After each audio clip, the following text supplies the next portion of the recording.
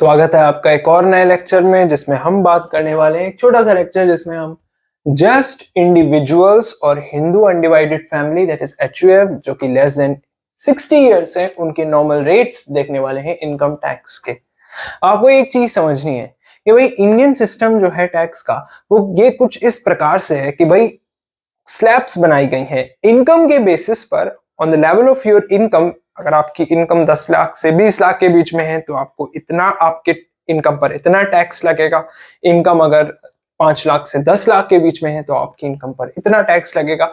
तो basically income के level के हिसाब से, इनकम के स्लैब्स के हिसाब से टैक्स रेट जो है वो कहीं ना कहीं डिसाइड किया जाता है, और ये हर साल होता है। बजट के दौरान ये डिसाइड किया जाता है हर असेसमेंट ईयर के लिए, हर फाइनेंशियल ईयर के लिए कि ये जो है वो कहीं ना कहीं टैक्स रेट्स होंगे। तो ये फ्लेक्सिबल होता है, हर साल कहीं ना कहीं इसमें जो है वो चेंजेस करे जाते हैं, रिवीजन जो है वो किया जाता है। सो यहाँ पर हम सिर्फ बात कर रहे हैं, तो बहुत सारे स्लैब्स होते हैं, हम सिर्फ बात कर रहे हैं बहुत ही कॉमन और बेसिक एक आइडिया और एक क्लैरिटी देने के लिए इंडिविजुअल्स और HUF और लेस देन 60 इयर्स उनके स्लैब की। सो इस साइड जो है आप देख सकते हो कि लेफ्ट साइड में मेरे लेफ्ट साइड में इनकम स्लैब्स हैं, माफ कीजिएगा। मेरे राइट साइड में अगर मैं इस साइड मुड़ू, ऐसे मुड़ू तो लेफ्ट है क्वाइट कंफ्यूजिंग। सो मेरे राइट साइड में इनकम स्लैब्स लिखा है, मेरे लेफ्ट साइड में या मेरे ठीक पीछे टैक्स रेट लिखा है, छोड़ो वो।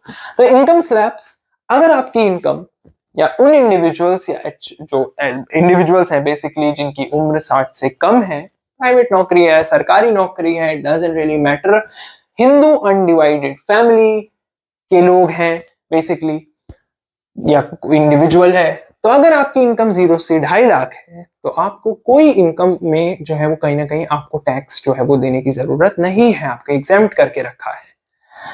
अगर आपकी इनकम 2.5 लाख से 5 लाख के बीच में है तो आपको 5% देना है। मैंने यहाँ पर लिखा नहीं है, मैं आपको बता दूं कि ये असेसमेंट ईयर 2023-2024 के हिसाब से जो रिवीजन किया गया है टैक्स रेट में, वो उसके हिसाब से है आपका टैक्स रेट। तो अगर आपकी इनकम 0 से 2.5 लाख के बीच में है तो आपको टैक्स नहीं देना। और आपकी इनकम 2.5 लाख से 5 लाख के बीच में है तो 5% आपको टैक्स जो है वो कहीं ना कहीं देना है। इसमें भी आपको टैक्स रिबेट मिलती है as per I think 87A जो है वो सेक्शन है, इसके अंतर्गत आपको कहीं ना कहीं टैक्स रिबेट भी मिलती है। I don't remember the section exactly, but 87A करके ही था कुछ। तो tax rebate as per 87A। अगर आपकी इनकम 5 लाख से 7.5 लाख के बीच में है तो 10% टैक्स रेट है। 7.5 लाख से 10 लाख के बीच में टैक्स रेट 15% हो जाता है। 10 लाख से 12.5 लाख पे टैक्स रेट जो हो जाता है वो 20% हो जाता है।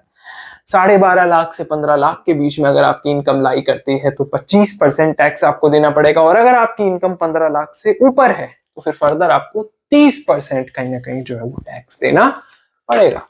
तो जस्ट एक एग्जांपल मैंने दिया, बहुत डीप में, हम बहुत गहराई में नहीं जा रहे। मैं आपको ये बतलाना चाह रहा था कि इंडिया में जो सिस्टम है टैक्स का वो स्लैब्स के बेसिस पर है। कल को आप आगे बढ़ोगे, आपकी सैलरी होगी, बिल्कुल होगी 15 लाख के ऊपर वाली, तो 15 लाख के ऊपर वाली जब सैलरी आपको मिलेगी तो आपको उस पर बेसिकली टैक्स भी देना पड़ेगा।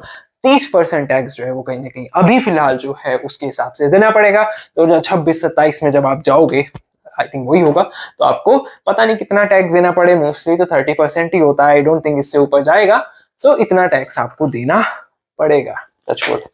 सो बस ये सिस्टम बताने के लिए आपको थोड़ा सा इस एग्जाम्पल के तौर पर मैंने यहाँ पर ये वीडियो छोटी सी लेके आया था।